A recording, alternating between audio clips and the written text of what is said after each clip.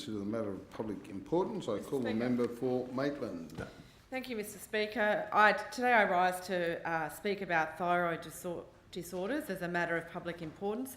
It's essential that we have a conversation in this place and in the wider community about the prevalence of thyroid disorders to address the chronic underdiagnosis of this disabling condition. The thyroid gland is located beneath the neck and can be underactive or overactive, which causes a wide range of symptoms. It's estimated that over 1 million Australians are suffering from an undiagnosed thyroid condition. This means that these people are likely to be suffering from symptoms like weight gain, weight loss, increased levels of sweating, depression, without knowing their cause. In pregnant women, a thyroid disorder can also cause iodine deficiency, which can affect the development of the fetal brain and can cause a wide range of problems in later life for the child. Women are particularly affected by conditions like thyroid cancer, which is 3 times more common in females than males. Thyroid cancer is the second most common cancer for those between 15 and 24, and the 4th most common type of cancer for those between 25 and 59. This year, May was marked as National Thyroid Awareness Month.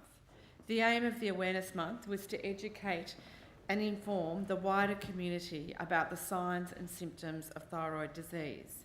And the Foundation is running the It's Not You, It's Your Thyroid campaign to increase the rates of diagnosis of thyroid conditions. It's crucial that we continue to support the Australian Thyroid Foundation in their pursuit to increase the rates of diagnosis of thyroid disorders and ensure that those who suffer from the condition obtain the appropriate treatment. The efforts to increase diagnoses of thyroid conditions must be led by doctors and patients. Currently, many of the effects of thyroid disorders are being misdiagnosed and thus remain undetected. One of the most common and debilitating symptoms of thyroid condition is fatigue.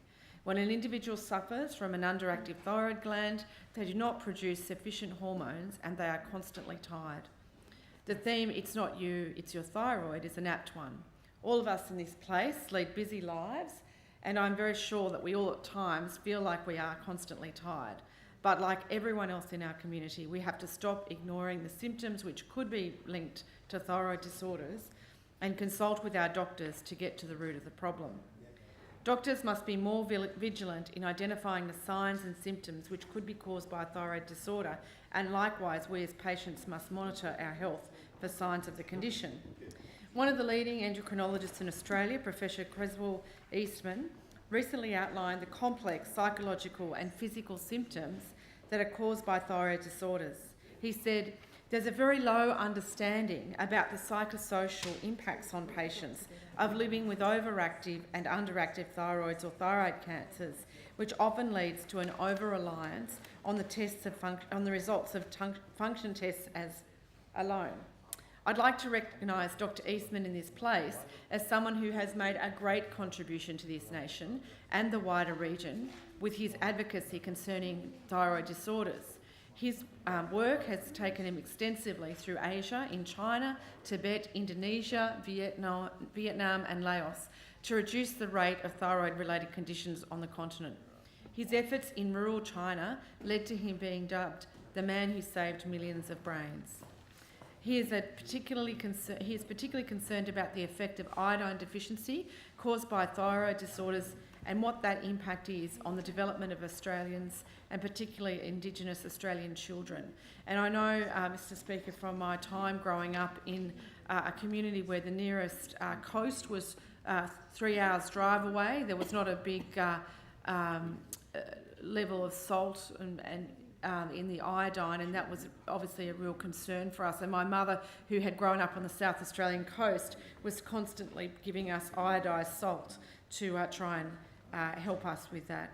I share the Professor's concern. We must increase the diagnosis for thyroid diseases for the sake of the sufferers of these conditions, and we must do it for the countless numbers of children whose fetal brain development is being placed at risk by iodine deficiency.